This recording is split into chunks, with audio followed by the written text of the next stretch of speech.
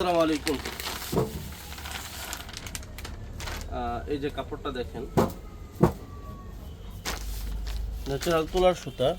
এটা আরেকটা ডিজাইন, এটাও আমাদের অর্ডার আছে। এটা 2.5 গজ পাঞ্জাবির জন্য। এটা আমরা এখন কাটবো।